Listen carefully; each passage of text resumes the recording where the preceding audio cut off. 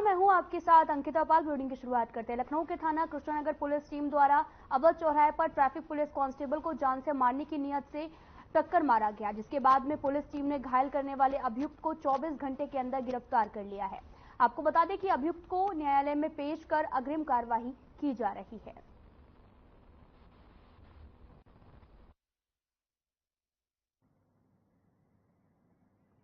देर रात करीब 12:30 बजे थाना कृष्णानगर क्षेत्र के 12 बिरवा चौराहे पर यातायात पुलिस के जवान अमित कुमार द्वारा मुस्तैदी के साथ अपनी ड्यूटी की जा रही थी।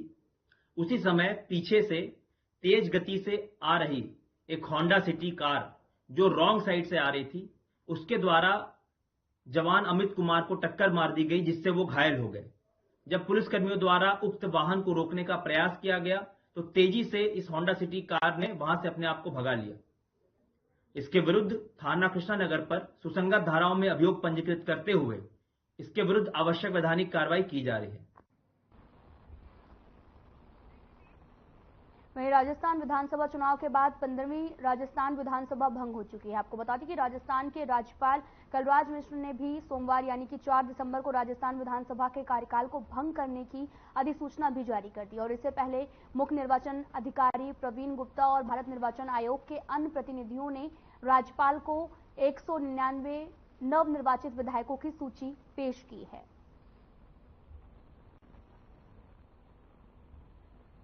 आपको बता दें कि आप तस्वीरें भी देख सकते हैं। आपको बता दें कि 199 विधायकों की सूची पेश की गई है और साथ ही 15वीं राजस्थान विधानसभा भंग हो गई है।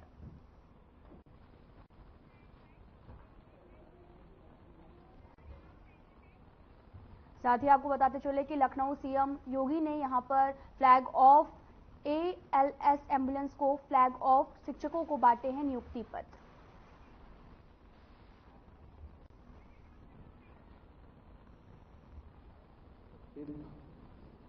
प्रदेश सरकार में मेरे वरिष्ठ सहयोगी उप मुख्यमंत्री श्री ब्रजेश पाठक जी, आयुष विभाग के मंत्री श्री दयाशंकर मिश्रा दयालु जी, चिकित्सा स्वास्थ्य एवं चिकित्सा शिक्षा विभाग के राज्य मंत्री श्री मयंकेश्वर शरण सिंह जी, प्रदेश के मुख्य सचिव श्री दुर्गा शंकर मिश्र जी,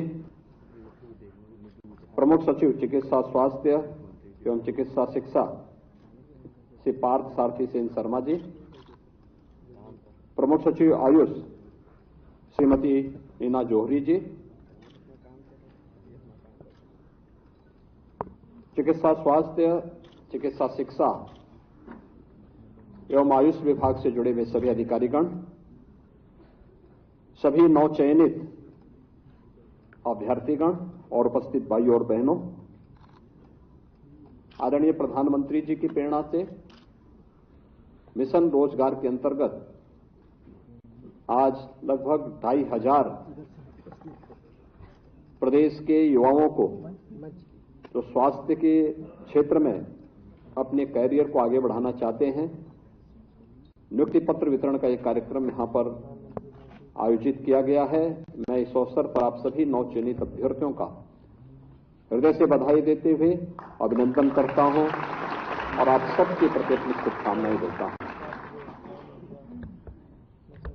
मुझे प्रसन्नता है कि आज एक साथ 278 सहायक आचार्य जो लोक सेवा आयोग के द्वारा चयनित हुए हैं, जिनमें गवर्नमेंट जो हमारे मेडिकल कॉलेजेज हैं और जो हमारे अन्य मेडिकल कॉलेजेस बन रहे हैं, उन सब में इनकी नियुक्ति होनी है।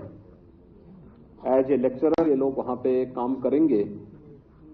इसके साथ ही 2142 स्टाफ नर्स, जिसमें 99 स्टाफ नर्स राजकीय मेडिकल कॉलेजेस के लिए, 1554 स्टाफ नर्स स्वशासी राज्य चिकित्सा महाविद्यालयों के लिए और 489 स्टाफ नर्स आयुर्विज्ञान संस्थान सफाई के लिए नियुक्त हुई हैं।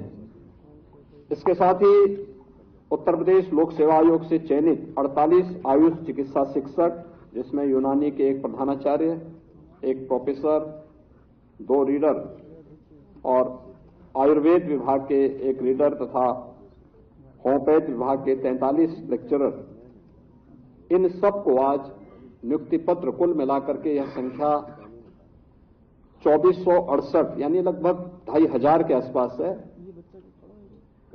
इन सबको नियुक्ति पत्र एक साथ वितरित हो रहा है। यहां पे जो राज्य मुख्यालय पे आ सकते थे राज्य मुख्यालय में, बाकी शेष अन्य लोगों को प्रदेश के विभिन्न जनपदों में माननीय मंत्रियों और जनप्रतिनिधियों के माध्यम से नियुक्ति पत्र वितरण का कार्यक्रम वहां पे आयोजित हो रहा है। मैं इस अवसर पर प्रदेश के इन सभी लगभग 2500 ऊर्जावान चिकित्सकों को, पैरामेडिक्स को, नर्सिंग स्टाफ को, जो आज राजकीय सेवा के साथ अपने आप को जोड़ रहे हैं, उन सब का हृदय से अभिनंदन करते हुए उन्हें बधाई देता हूं, अपनी शुभकामनाएं देता हूं। पिछले 6.5 वर्ष में स्वास्थ्य विभाग ने अपनी सेवाओं में जितनी प्रगति की है, उसी क्रम को आगे बढ़ाते हुए आज 774 नई एम्बुलेंस और 81 एडवांस लाइफ सपोर्ट एम्बुलेंसेस यानी कार्डियक वैन के रूप में जिन्हें हम जानते हैं, इन सब का भी आज यहां पे कुछ ही देर में फ्लैग ऑफ होगा। इस अवसर पर प्रदेशवासियों को मैं हृदय से बधाई देता हूं, अपनी शुभकामनाएं देता हूं।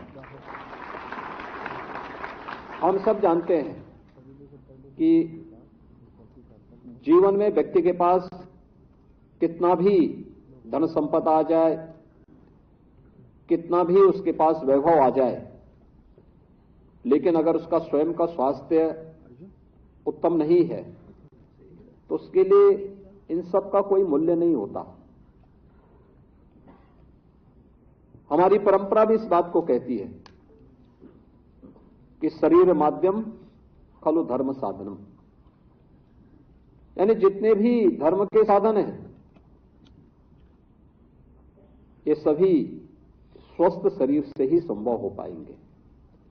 उत्तम आरोग्यता को प्राप्त करना, और आज तो ये मैं इसको महत् संजोग नहीं मानता हूं, बल्कि ईश्वरीय कृपा से यह एक बहुत अच्छा वो है कि इसमें एलोपैथ के भी हैं तो आयुष से भी जुड़े हुए लोग हैं।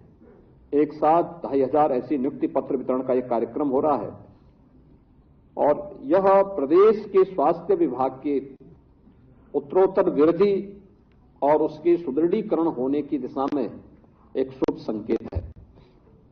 पिछले 6.5 वर्ष के अंदर प्रधानमंत्री मोदी जी के मार्गदर्शन में, उनकी प्रेरणा से प्रदेश ने अपने स्वास्थ्य सेवाओं को बेहतरीन किया है। याद करिए 2017 के पहले के प्रदेश की स्थिति क्या थी। हर एक क्षेत्र में पिछड़ा हुआ था, पहचान का संकट था। विकास की बात तो दूर थी, पहचान का संकट था। आप में से बहुत सारे लोग ऐसे होंगे जो उस समय पढ़ते रहे होंगे, उत्तर प्रदेश से बाहर डिग्री लेने के लिए जब गए होंगे तो अपना नाम छुपाने के लिए मजबूर रहे होंगे, अपने गांव का नाम, अपने जिले का नाम, अपने प्रदेश का नाम छुपाने के लिए मजबूर रहे होंगे। ज्यादातर लोग अपना नाम दिल्ली या कहीं और राज्य का दिखाते थे, लेकिन आज मैं कह सकता हूं कि 6-6.5 वर्ष के अंदर किए गए प्रयासों का परिणाम है। आज कोई उत्तर प्रदेश का नाम छुपाता नहीं है, जो नहीं भी होगा वही बोलता मैं उत्तर प्रदेश का रहने वाला हूं। इस दौरान हम लोगों ने उत्तर प्रदेश के अंदर कुछ कदम उठाए हैं, कुछ कार्यक्रम भी किए हैं।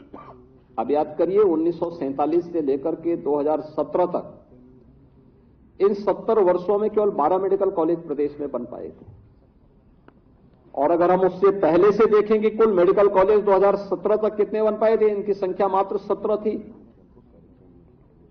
इस दौरान 18 मेडिकल कॉलेज तो क्रियाशील हो गए और 14 नयों का निर्माण हो रहा है, जिसको हम इस सत्र में और अगले सत्र में, जिन पर हम फिर से प्रवेश की प्रक्रिया को वहां भी प्रारंभ करने जा रहे हैं। मेडिकल कॉलेज के साथ नर्सिंग कॉलेज और पैरामेडिकल की भी कोर्सेज प्रारंभ हो, क्वालिटी दी जाए, जिसके बारे में डिप्टी सीएम पाठक जी बता रहे थे कि मिशन निरामया के अंतर्गत एक बड़े अभियान को आगे बढ़ाने का कार्यक्रम चल रहा है। क्योंकि चिकित्सक के साथ साथ पैरामेडिक्स और नर्सिंग स्टाफ की अपनी भूमिका है, वो बैकबोन होता है पूरी स्वास्थ्य सेवा का।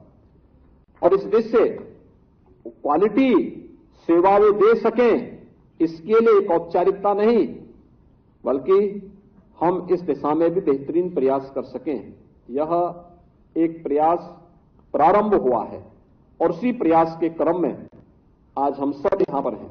पहली बार प्रदेश में चिकित्सा और स्वास्थ्य की दृष्टि अगर हम देखेंगे, इन सेवाओं के स्ट्रेंथनिंग के लिए हम लोगों ने प्रदेश में चिकित्सा शिक्षा में आमूलचूल परिवर्तन के लिए इनका अपना एक स्वयं का विश्वविद्यालय सरदार अटल बिहारी वाजपेयी जी के नाम पे यहां पे एक लखनऊ में बन रहा है और उसी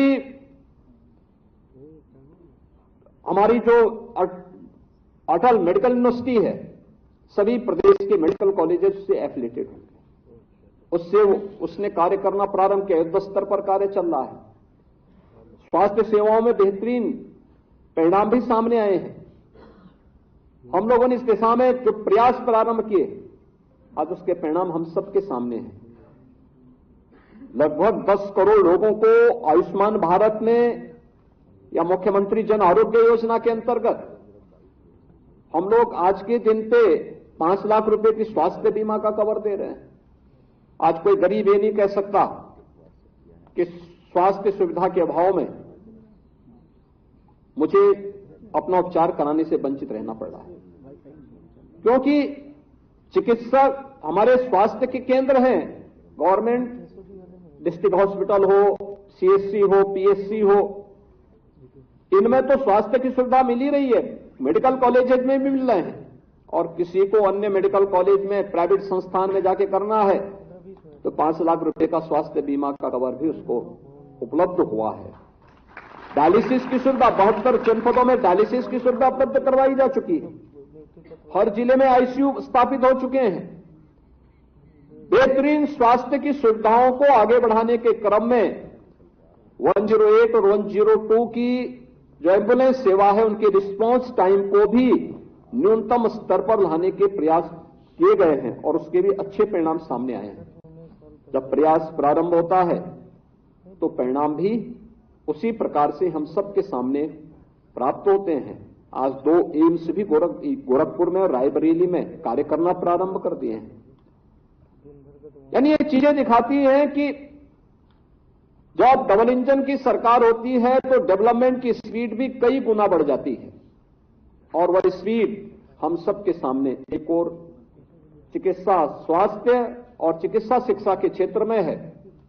तो हमारी ट्रेडिशनल मेडिसिन को भी प्रोत्साहित करने के लिए भारत सरकार ने आयुष मंत्रालय का गठन किया। उत्तर प्रदेश ने भी 2017 के बाद अपना आयुष विभाग, फुल फ्लेज आयुष विभाग को यहां पे स्थापित करके उसने कार्य करना प्रारंभ किया। आज आयुष विभाग के पास अपना स्वयं का आयुष यूनिवर्सिटी भी है। आयुष यूनिवर्सिटी के साथ साथ नए कॉलेजेस को भी मान्यता देने के क्रम में हम लोग तेजी के साथ आगे बढ़े हैं। हेल्थ एंड वेलनेस सेंटर की स्थापना हो रही है। तमाम अन्य कार्यक्रमों को तेजी के साथ आगे बढ़ाने के कार्य किए जा रहे हैं। इस क्षेत्र में व्यापक संभावनाएं यूपी में है और उन संभावनाओं को आगे बढ़ाने की दृष्टि से आज यहां पर आयुष विभाग के द्वारा भी कुछ आयुष के जो शिक्षक थे उनकी तैनाती के कार्यक्रम को आज यहां पे संपन्न किया जा रहा है। भाइयों बहनों, महत्वपूर्ण ये है, इसमें प्रिंसिपल का भी तैनाती हो रही है और साथ साथ सहायक आचार्य के रूप में आपकी भी लेक्चरर की भी तैनाती हो रही है। ये सभी लोक सेवा आयोग से चयनित हुए हैं। सबसे पहली बात यह कि चयन की प्रक्रिया पारदर्शी तरीके का होने का परिणाम है कि आज आप राजकीय सेवा के साथ जुड़ रहे हैं। याद रखना, आपकी गरिमा और आपका सम्मान तभी बना रह पाएगा जब आप समय के 2 कदम आगे चलने की सामर्थ्य रखेंगे। Principal head of the institution होता है। मेरा मानना है कि संस्था का हेड जैसा होगा पूरी व्यवस्था वैसे ही होगी। जहां अच्छे प्रिंसिपल काम कर रहे हैं, समय देते हैं, एक एक गतिविधि पे नजर रखते हैं, वहां पे हमारे मेडिकल कॉलेज भी अच्छे चल रहे हैं, मरीज भी संतुष्ट होता है, कर्मचारी भी टीम भावना से वहां काम कर रहे हैं और वहां पर जो व्यक्ति अपना ये प्रयास करता है वो स्वयं भी यशस्वी हो जाता है।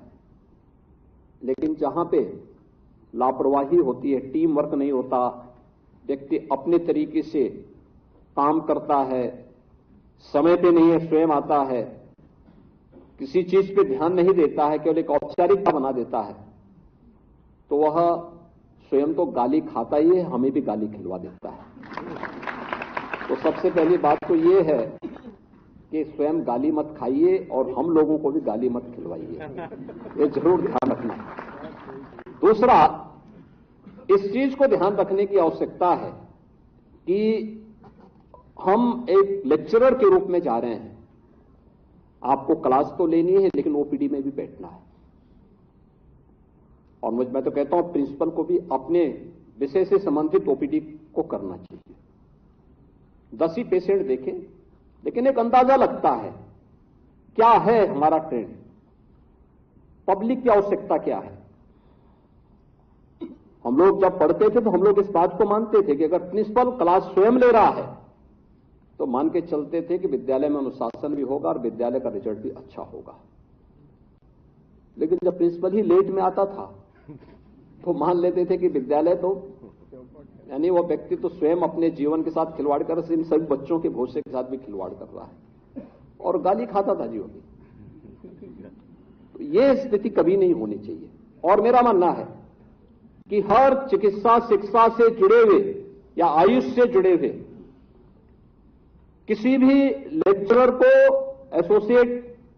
असिस्टेंट प्रोफेसर हो, एसोसिएट प्रोफेसर हो या प्रोफेसर हो, इनको नियमित ओपीडी में बैठना चाहिए, अपने पेशेंट का नियमित राउंड भी लेना चाहिए और नियमित राउंड लेने के साथ साथ अच्छा होगा महीने के या साल भर के अपने जितने भी पेशेंट हैं उनकी बीएसडी को तैयार रखते हुए, सुरक्षित रखते हुए उस पर अपनी एक केस स्टडी भी बनानी चाहिए। क्या ट्रेंड है, आपके यहां क्या स्थिति है। आप करेंगे ही नहीं, शोध ही नहीं करेंगे, कुछ काम करेंगे नहीं, अपना रिसर्च पेपर ही सबमिट नहीं करेंगे, कैसे नया परिवर्तन आएगा, कैसा नया परिवर्तन आएगा। हमें बहुत सारी चीजों को स्थानीय परिस्थितियों के अनुरूप उसका उपचार भी ढूंढना पड़ेगा और ये संभव है, आवश्यक नहीं कि जो बीमारी यहां पर है उस बीमारी का उपचार जापान में या फिर यूरोप में या फिर यूएस में या में ढूंढा जाएगा तब वो आएगी।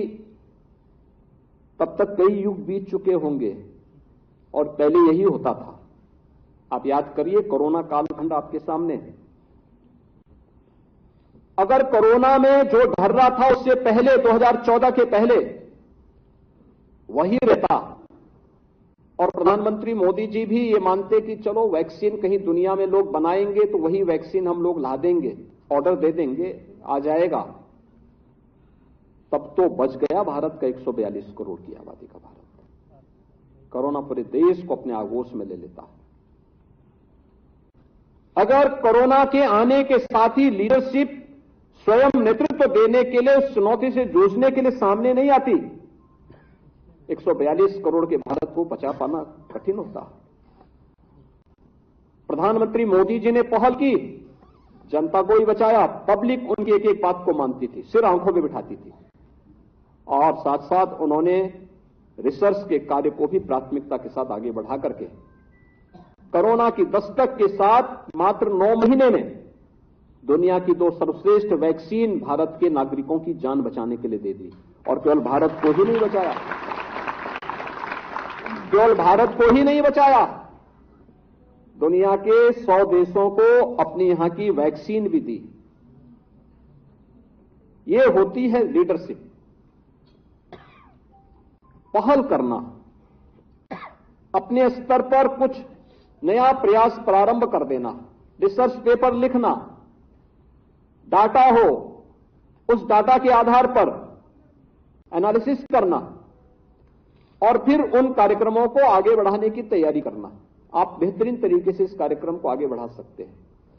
और ये दोनों में हो सकता है, आयुष में भी हो सकता है, एलोपैथ में भी हो सकता है।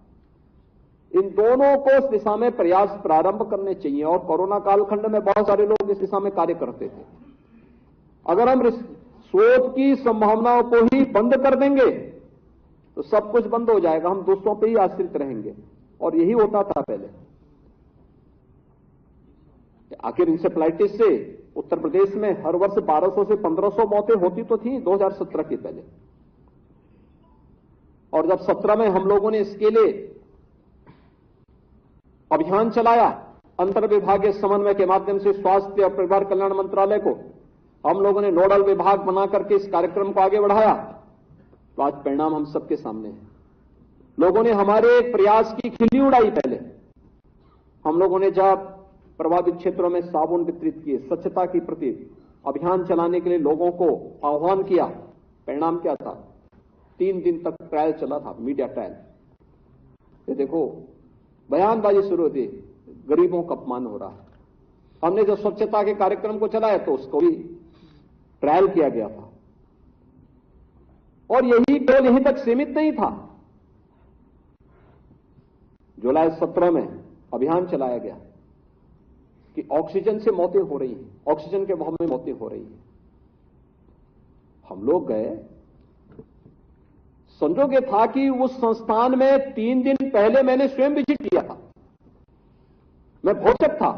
जब मैं गया, वही पेशेंट वहां लेटे हुए, तो मैंने प्रिंसिपल से पूछा, मैंने कहा भी आखिर ऑक्सीजन के अभाव में कौन लोग मरे हैं? पेशेंट तो सब वही हैं, क्योंकि जिनको मैं 3 दिन पहले देख के गया था। कहा साहब पता नहीं कैसे कोई चला रहा है। ये चीजें भी होती हैं। और आज वही इंसेफ्लाइटिस उत्तर प्रदेश में जहां 1200 से 1500 मौतें होती थी, ये मौतें लापरवाही थी। ये मौतें टीम वर्क नहीं था। ये मौतें गरीबों के प्रति उन लोगों का संवेदनहीनता का प्रदर्शन करता है जो जाति जाति के नाम पे समाज को भिड़ाने का काम करते हैं, कमजोर करने का काम करते हैं, देश को कमजोर करने का काम करते हैं। उन लोगों के चेहरों को बेनकाब करती हैं कि इसी प्रदेश में 40 वर्ष में 50,000 से अधिक बच्चों की मौत हुई थी। आखिर वे 50,000 बच्चे किसी परिवार के रहे होंगे। प्रदेश में उनकी ऊर्जा का उपयोग किया जा सकता था, लेकिन नहीं, वे सभी बच्चे कालकलवित होते रहे और लोगों को अपना वोट बैंक बनाने से फुर्सत नहीं थी। सरकार ने एक पहल की,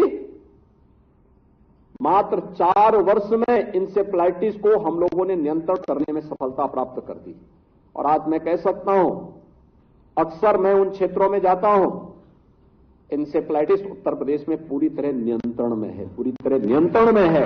मौत के आंकड़ों को हम लोगों ने 96 से 98% नियंत्रित किया है। 96 से 98% नियंत्रण मौत के आंकड़ों में हुआ है। मलेरिया प्रदेश के जिन जनपदों में होता था, 17 के पहले और 17 के बाद के आंकड़ों को अगर आप देखेंगे, आपको जमीन आसमान का अंतर दिखाई देगा। चिकनगुनिया, कालाजार नियंत्रण में है।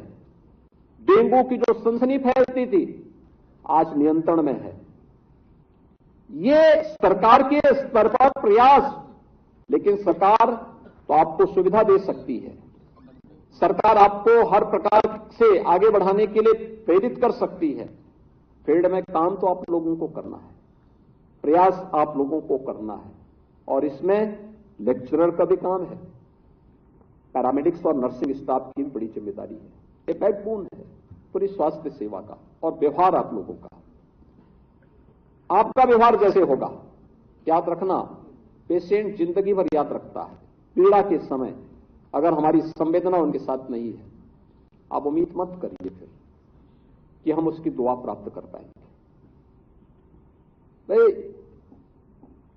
कार्य करते करते व्यक्ति, हम मानते हैं कि बहुत सारे लोग अपने करियर को जोड़ने के लिए इस क्षेत्र में आए हैं, लेकिन करियर के साथ साथ लोगों की दुआ भी लेते जाइए। लोग आपके बारे में अच्छा सोचें, लोग आपके बारे में अच्छा बोलें और लोग आपके बारे में चर्चा भी करें, आपके व्यवहार पर निर्भर करता है। तो पेशेंट आया, पेट थपथपा दिया उसका, बता दिया उसको भाई स्वस्थ हो जाओगे, चिंता मत करो। इतना भर कहना याद रखना उस व्यक्ति को एक नया जीवन दे देगा। केवल एक बार आपके स्तर पर प्रयास किए जाने की आवश्यकता है। आप एक बार बोल देंगे, अगर आप देखते ही झल्ला करके पहले ही बोल देंगे कि अरे तुम कभी ठीक नहीं हो पाओगे, तो गया कम से तब तो जो ठीक होने वाला है वो अभी। फिलहाल इस बुलेटिन में इतना ही। नमस्कार।